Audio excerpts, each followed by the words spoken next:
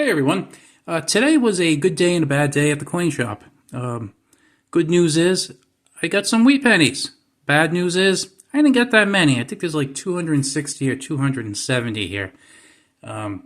Basically, I buy them for 3 cents a piece, and he's got a pretty successful business from what I can see, and this really isn't worth his time to go through. So he just kind of gets them and throws them in buckets. And then you buy them by the pound, he weighs them, and then he divides by the weight and everything, so it comes out to 3 cents a piece. Now I know some of you might say, "Oh, he checks them." No, he really doesn't check them, because I have found some like Mint State 1909 VDBs. I have found like 10 and 11 and 12 S's. I buy a lot of them, as you can tell. So, I mean, it's not the rule, but, I mean, it's the exception, not the rule, but this good stuff is there, plus a lot of older dates, and I found a lot of brilliant uncirculated from the 40s and 50s. So, let's just take a quick look at these, and basically what I want to do is just kind of share some basics about wheat pennies, because, yeah, I've noticed that, like, if you're a coin person, they're kind of, like, synonymous with, like, collecting. Everybody knows what a wheat penny is, but if you're not really a collector, you might not really have that much of an idea. Look at this. Is this what I think it is? Yep, that is a 1943 steel cent. And 1943, the government needed copper for the war effort, so guess what? Pennies were made out of steel for 1 year. So let's move that over. They were made for 1 year, so pretty cool. Not worth much unless they were in very, very high condition, but pretty cool to get. Now, for those of you who don't know, wheat pennies were designed by an artist named Victor David Brenner, and they were made by the United States Mint from 1909 to 1958.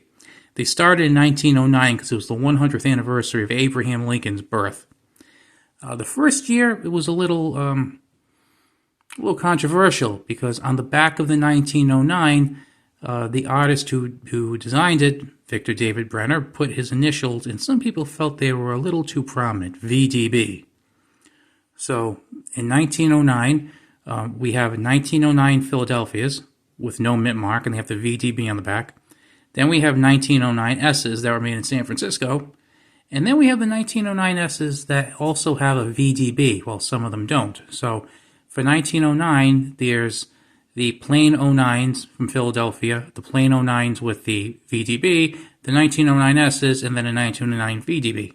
So those can be actually pretty valuable. I think they made about 400,000 of the 09S VDBs. And from what I see, if you get one in crummy condition, it's probably still worth $600 or $700. Mint state condition, red, they can just fly like crazy. You'll also notice a lot of these are brown. If they are red-brown, it's worth a little bit more. If they are red, they're worth a lot more. And of course, condition matters also. Some of the really good ones are like the 31S, 1914D. And of course, like I said, if they're in uncirculated condition, some of the older ones, they're worth quite a bit more. They made these till 1958. 1959 is when the memorial penny started, and that went until 2008, I believe, because I think we had the memorial penny till 2008. Then 2009, the 200th anniversary of Lincoln's birth, we did the Lincoln set where it had like his childhood on the back, his formative, I think it was the log cabin for his birth, and then his formative years, his professional years, and the White House years in the background. And then starting in 2010, we have the terrible, awful shield on the back, which I'm really not a fan of at all, but I'm glad Lincoln is on the back. And I gotta tell you, I really like the portrait of, actually this one looks like a pretty decent one. I get a little detail on there, but I really like the portrait on the back of the wheat penny. If it basically also on the memorial, but if you look at some of the newer ones, they kind of retooled the whole process, and it was kind of crummy. what they did to Lincoln's bust. Not a big fan of it. And then, as you can tell on the back, you have it's called a wheat penny because you got those wheat ears on both sides. This is a pretty decent one too. Let me look at the year in this again. I'm kind of curious now. That is a 1958D, and as you can tell, bottom right quadrant is the date and the mint mark. Now that's a very, very common one, but it's nice to get one that's actually in pretty decent condition and still got a little color. It's not totally brown, and it's funny because a lot of people think this is like absolute terrible, awful grunt work, but I really enjoy going through them. This one's not too great. Looks like it was probably cleaned or something. What's this? I see a nicer one kind of poking its head out at me. This also looks like a 1958D. Still has a little bit of luster on it. So that's what I'm saying. I mean, I paid 3 cents for this one. Now, these are made out of, I believe, 95% copper. Could be 97.5. I think it's 95% copper. So when copper prices were hitting, like $4.50 a pound, these were actually selling. So not selling. They were actually had a scrap value of like 3.1 or 3.2 cents a piece, which is not too bad. I got to tell you. If you figure you're paying 3 cents and you're pulling those out, this is another nice one. I bet this is another 58D. This is a 56D. Sometimes, like when I go through these, you see weird patterns. Like I just bought a pretty large number of them, about 5,000. And as I was going through the top of the box, I saw tons of 46s and 41 Philadelphias. Tons of them. Then I started seeing lots and lots of 34s. It was weird. It's almost like someone had lots of like single date rolls and they just kept like emptying them in a certain order. So I'm hoping if I get to the bottom, there'll be some older ones there. Really cool there. That's a nice one. Let me see. There might be a few other ones in here because I usually do find some pretty decent ones. This one, let's see. No, I thought there was an older one. Sometimes they kind of have a look about them, but that one's just a 42, which really isn't that special. This one's got a little hint of red. What's this one? A 57D. So we got a 56D, a 57D, and a 58D. Still some nice details. Not bad.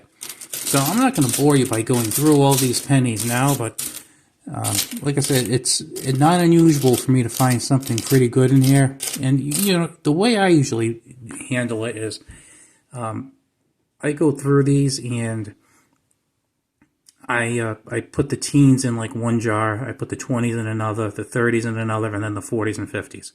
So I already have like, books of the later years.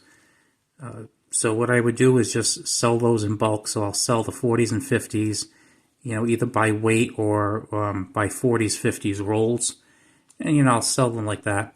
And usually I'll end up making a slight profit on them. And then I'll sell the 30s usually for a little bit more than the 50s because I already have a bunch of 30s. And then I save the teens and 20s, and I usually make solid date rolls. And those I just keep, and then one day I'll die, and it'll be my family's responsibility to carry this big, heavy penny collection to somebody who will probably throw them in the bucket, and someone else like me will come along and sort them. So who knows?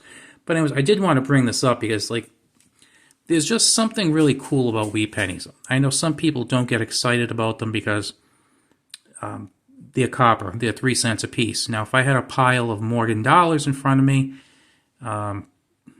I think the scrap value on a Morgan is about $20, but people pay a lot more than that, and some of them are worth hundreds of thousands of dollars depending on condition and rarity. These people don't get excited about because like right now I have like 270 pennies. They cost me about $8. People don't get excited. You can't even get a fraction of a Morgan dollar for $8.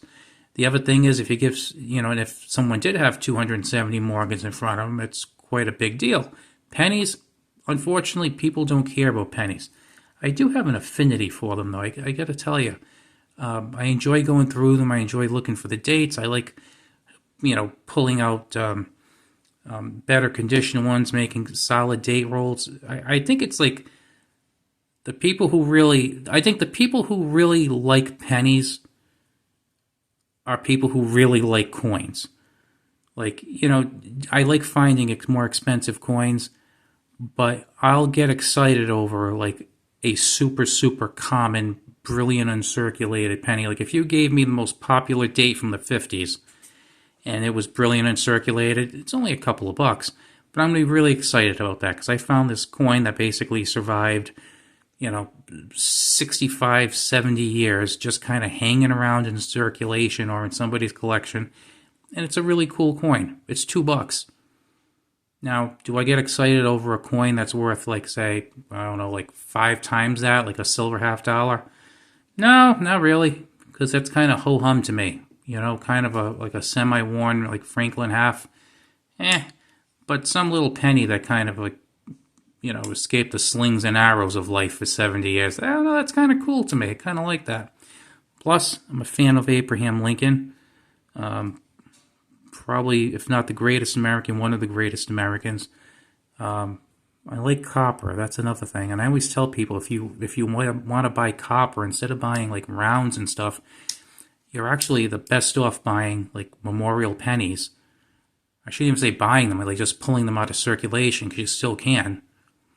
And the next best way is probably buying wheat pennies, because you're getting them for 3 cents a piece. You just kind of stock them aside.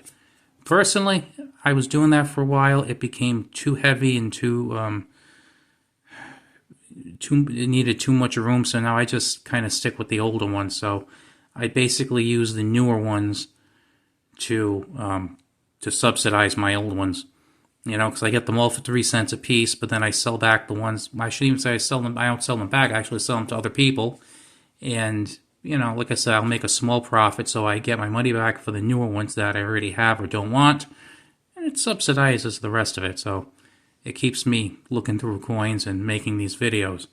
But if you don't buy wheat pennies, right? I'm serious. Look into it because it's a lot of fun. I can't tell you how much fun I have sometimes just buying a handful of wheat pennies, going through them, and just seeing what's around. So just thought I'd share that with you. Have a good one. Talk to you later. Buy some wheat pennies. See ya.